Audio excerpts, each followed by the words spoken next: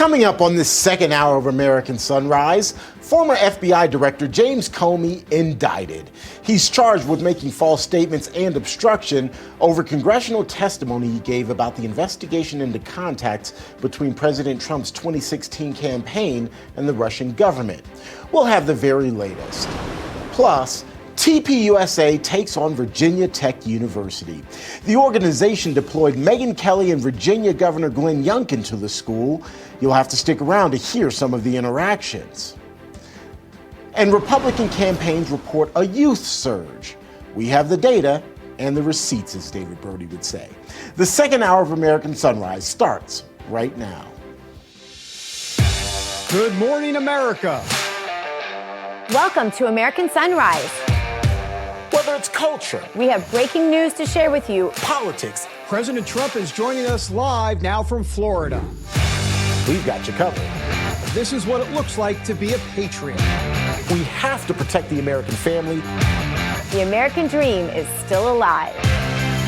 I'm David Brody. I'm Terrence. And I'm Dr. Gina.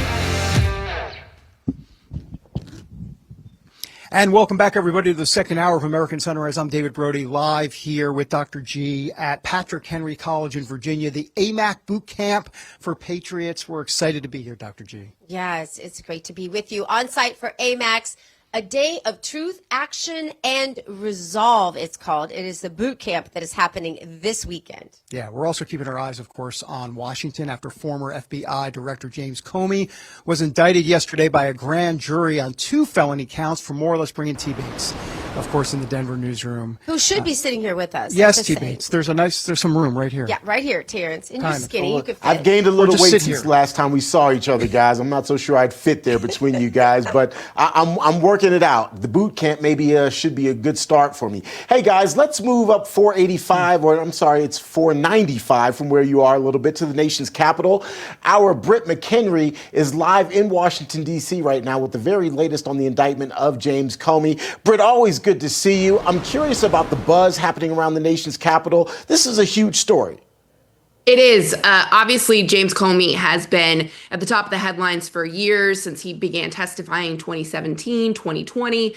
The release now that Patrick Fitzgerald will be the attorney representing him is also creating a lot of ripples. If you recall him, he is a bulldog, a trusted DOJ official, and with a lot of experience, who is responsible for Valerie Plame's career ending, if you will. So that's another thing. So each step of this process, there's going to be a lot of news drops.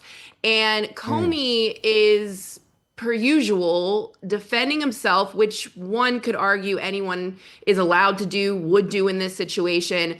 But as we discussed in the last hour, it's very indicative, Terrence, of what he has always done. Trump has been this promotional standpoint for him. It's like you have 2 indictments, and the first thing you're wanting to do is go and, in effect, showboat or put yourself out there. Most people would go underground or be as quiet as possible, saying that he's welcoming this, that he wants to make a stand. And that's his attitude. That's been his attitude all along. Yeah. So it's a lot of shock and sort of surprise in the moment, because this is big news, but I think it's something a lot of people in Washington saw coming, particularly those that I've been speaking to who are, sourced anonymously at the FBI right now. They put a lot of work into this, and they're now getting accused of weaponizing the FBI when we know the investigation into Comey has been going on for years. Well, let's see how this all works its way through the court system and what the resolution ultimately will be. Britt, always good to see you. Appreciate you being here. Good to see you too. Thank you. All right. Let's get a quick check of our forecast now with Weather Nation meteorologist Rob Bradley. Rob, I'm hoping it works this time. Good morning. Can you hear me? Yeah, good morning. Yeah, I think you might have jinxed it last time. You gave me that great big intro, Terrence, and then, of course, the audio stopped working on my end. But glad to be with you finally over the airwaves, and we see each other a lot in the newsroom. But let's talk about the forecast getting into the weekend. We got a lot of warm temperatures starting the weekend on Friday, a lot of 70s and 80s on the board. Storms in the corners of the country with some severe weather possible from Phoenix off to the south and east, and a lot of strong storm activity still in the southeast as well, with quite a bit of heavy rainfall. But the middle of the country, the northeast, the northwest, looking really good as we get into this Friday with mostly dry conditions. But there is something we need to watch in the tropics moving forward, as we're still keeping a close eye on an area of low pressure that's spinning over portions of the greater Antilles. That area of low pressure is expected to move north over the next couple of days. And I'll step out of the way here so we can get to that graphic and show you what's going on here as we have this area of low pressure down towards the Bahamas, entering favorable conditions to develop as it's moving into very warm waters. And an area of low pressure over the southeast could very well pull this system into portions of the Carolinas. So we're going to be keeping a close eye on the heavy rainfall potential and the chance for other tropical impacts. Back to you, Terrence. Ooh. Thank you, sir. All right, appreciate the reporting there. Let's get you back to David and Dr. Gina. They are at AMAC Bootcamp, which gets underway tomorrow. Guys, where you guys are, the college there, just a quick point of personal privilege, if you will. One of my stops in Germany is a place called Mannheim, and the military installation there, the housing was called Patrick Henry Village. We used to call it PHV for short, and you guys are at Patrick Henry College today. So I almost feel like it's a return to home for me watching you guys there. Yeah, I think that sounds great. T. There you Bates. go. Very There you nice. go. By the way, Patrick. Beautiful college. Oh, it's just absolutely beautiful. Really gorgeous. Very founding fathers-ish, if you will. Yes, you feel like it's hallowed. Yeah, and of course we're in the Old Dominion, Patrick Henry College, and of course Patrick Henry, right? Give me liberty, give me death. Right. Which he said in 1775 at the Second Virginia Convention in Richmond, which is about 2 hours from here. We're about an hour from D.C. Once again, this is going to be AMAC's boot camp for Patriots. It will be here on Saturday, 12 to 4, streaming live on Real America's Voice. And it comes at a time, Gina, where there's critical elections, off-year elections. They've got training to do a lot of tools. The turnout has to be key. So joining us now here on American Sunrise is Rebecca Weber, editor-in-chief of AMAC Advantage and, of course, head of AMAC's business development. Rebecca, we also want to say that we have also contributor for the Federalist and the Washington Examiner.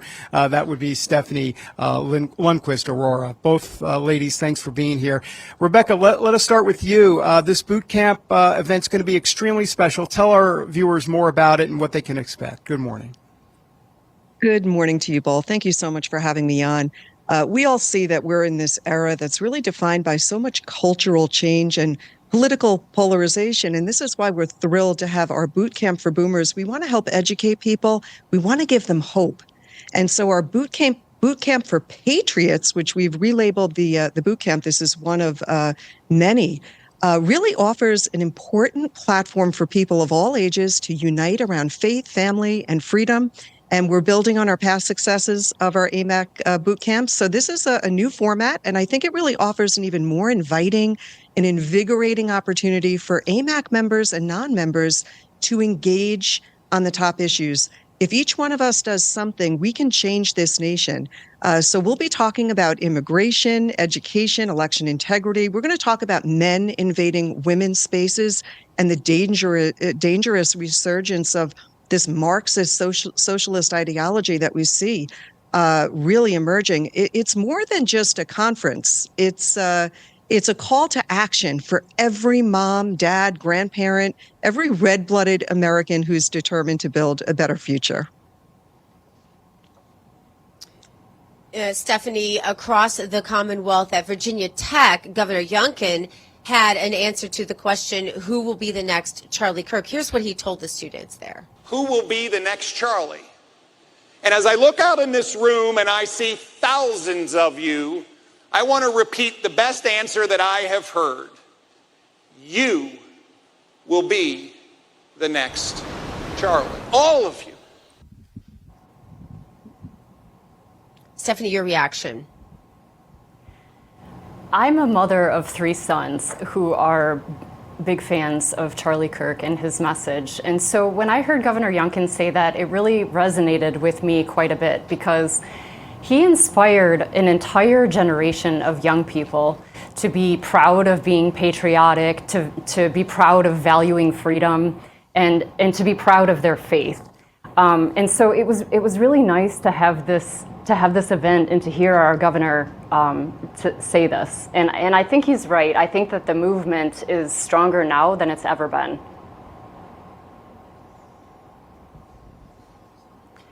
I would also like to add that speaking of the Youngkin administration and their emphasis on education, I really believe that the battle for the frontline battle for America's youth is in K through 12 education, public education. And I will be speaking on the woke indoctrination and men and women's spaces panel at the conference.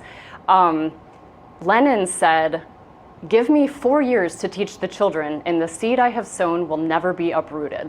And I think that our Marxist leadership of multiple school districts across the country are really taking care of this and taking this to heart and doing this. They're trying to plant seeds of Marxism in our youth. And so I'm going to talk about, and as Rebecca mentioned, a number of parental rights tools that we can use in order to join forces and to fight this Marxist infiltration.